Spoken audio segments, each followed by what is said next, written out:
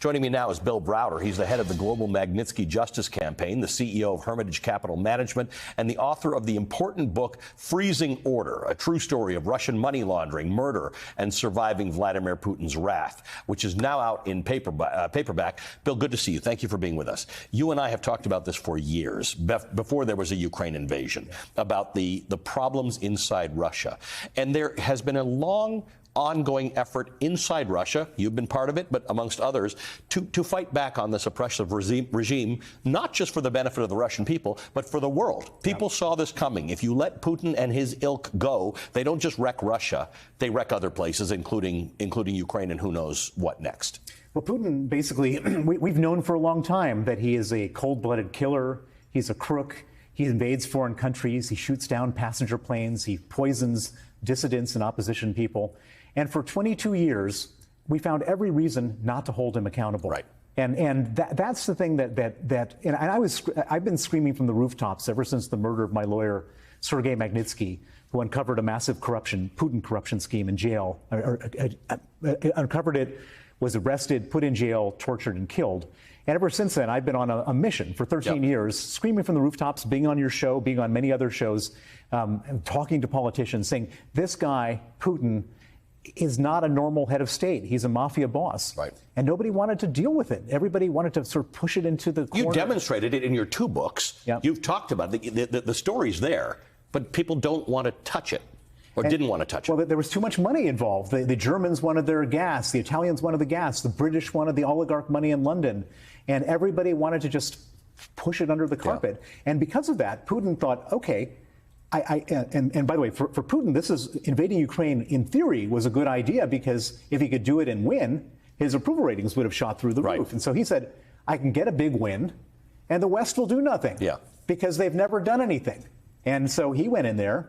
And of course, the Ukrainians fought back like nobody's business. And then we supplied them with weapons and we started sanctioning them.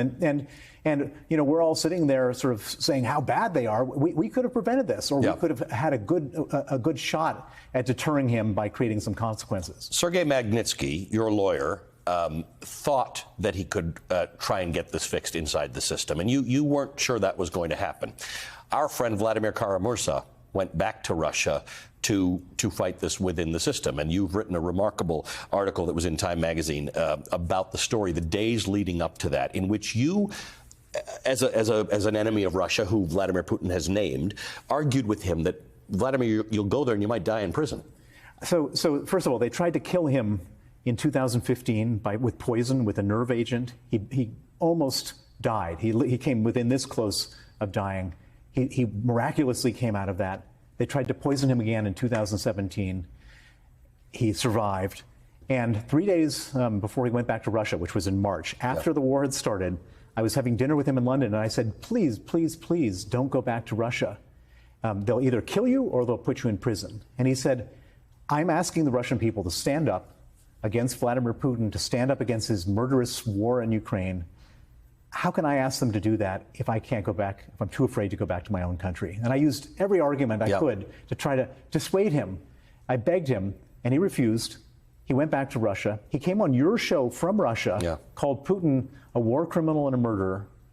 And then he was shortly thereafter arrested, charged with treason, and sentenced to 25 years in prison. He always taught me to have respect for the Russian people, that Putin is not the Russian people. The Russian people don't want this. But he believes that this can change. Do you believe this can change?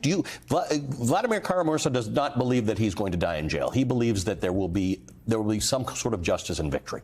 Well, you know, the thing, there are glass half full and glass half empty types of people. I'm more pessimistic than he is, but he may be the visionary that's right in this whole thing, which is that the Putin regime may, watching what we're watching right now, it may crumble and fall apart.